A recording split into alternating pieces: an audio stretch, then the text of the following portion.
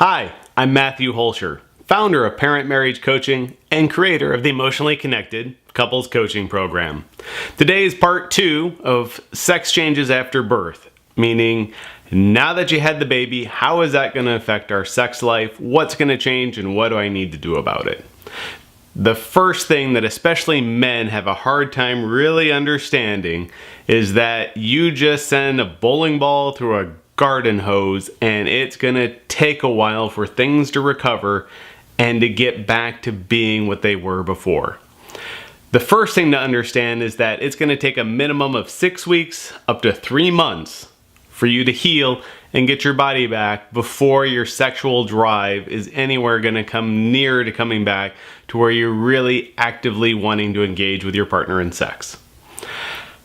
This is a really hard pill for a lot of men to swallow because while you're exhausted, tired, and totally disrupted from giving birth to the baby, men on the other side feel this huge rush of oxytocin. They're turned on. They feel like they just scored the game-winning touchdown and they're totally in love with you and they want you and they're desperate to reconnect with you. Especially if the pregnancy was tough and you had to stop having sex before you even gave birth. Usually around month 7, things just get so big and so uncomfortable that it just slowly kind of fades away. So it's important to tell your partner, especially your male partner, and reassure them that you love them and that you find them desirable and that you want to be with them as soon as you're feeling better about it. But as you go through these changes, you need time to heal, you need their patience, and you need their love and support. But the important thing to not create a resentment is to understand that it's inside of you, you're dealing with what's going on with the baby, and it has nothing to do with them, their manhood, or their sexuality. I know this sounds like it should be obvious, but it's not to most men. They're so overwhelmed by the process, and they don't know how to deal with it, and it still creates a feeling like they're not good enough or that something's missing in them. And it's not always conscious, but it's there, and you gotta honor it, and it's important to be very sensitive to it so it doesn't create problems later on in your marriage.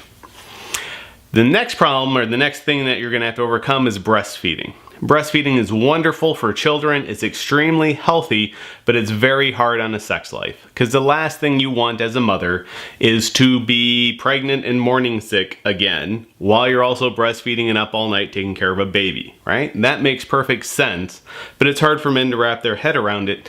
And if you feel love through physical touch, you're getting a lot of physical touch through your baby, through the breastfeeding that you used to get from your partner. So men often feel like that they've been used and that they're not needed anymore, or that they've been replaced by the baby.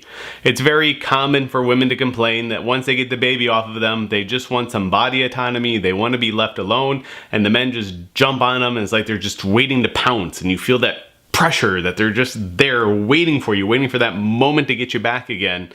And as crazy as it sounds, you got to understand it's because they love you and that they've been waiting for so long that they have that desire and they're just waiting for that opportunity because they don't know when it's going to come again and they miss you. So it's important to understand, especially for men, that while your wife is breastfeeding, it's natural for her sexual desire to fall through the floor and to focus her attention on the baby, and it's not a rejection of you, and it's not that she doesn't need you anymore, and that her desire for you will come back, but right now all of her attention is on baby, and this is where you need to be patient. If you go back to the part 1 video, I talk about the 5-minute fix, and it's a great solution to help get you through those difficult times and keep both partners in balance and happy.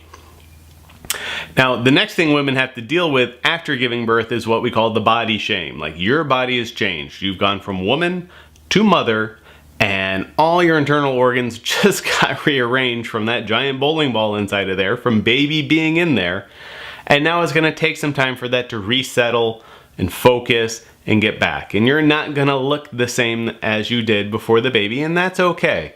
Most men find you incredibly attractive and they're not paying attention to the wrinkles, the stretch marks, or the scars. They're so in love with you because you gave birth to their baby, because you've created this wonderful bonding event. They're so high on oxytocin, they want to reconnect and they want to be with you to the point that they're annoying and, you're just like, get away from me. But it's that feeling of, get away from me, that creates a resentment in them because it feels like a rejection to them. And when you reject a man, it's like you crush his soul, you crush his little heart. And eventually, if it's done enough, it creates a feeling of resentment. Or even some men will just say like, hey, I gotta suck it up. I gotta be tough. This is part about being married. This is the cost of having kids. And so they'll find their intimacy in other ways. They'll go to masturbation, pornography, video games, hopefully nothing more unhealthy like drinking or excessive time spent in a hobby. But they'll redirect that energy somewhere else. But in 6 months to 2 years after baby's born, there has to be kind of a reboot. You have to put baby to the side, give baby to the grandparents, get some time away and reconnect as a couple. Because that constant, slow, subtle rejection that was natural because you were focused on baby, he was sucking it up, but it happens for so long and repeated so many times it becomes a new pattern and it gets locked in. And unless you take the time to break it and reconnect together in love, you're going to lose it. And that's what happens where you have baby. It's supposed to be this joyous time, but it's extremely stressful for a marriage. And if you don't consciously stop, reconnect, and stay connected with your partner, it creates this new pattern that can go on for years where eventually you feel like roommates, you never reconnect sexually, and your marriage seems to fall apart or go stale or just kind of flatline.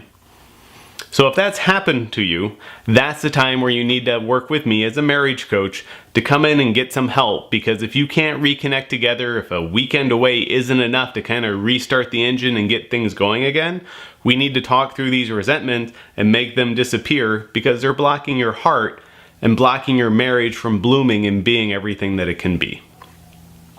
So this has been part 2, Sex and How It Changes After Baby. My name is Matthew Hoelscher, founder of Parent Marriage Coaching. If I can be of service to you, feel free to reach out anytime. I look forward to speaking to you by phone or coming into my office here in Kendall, Florida.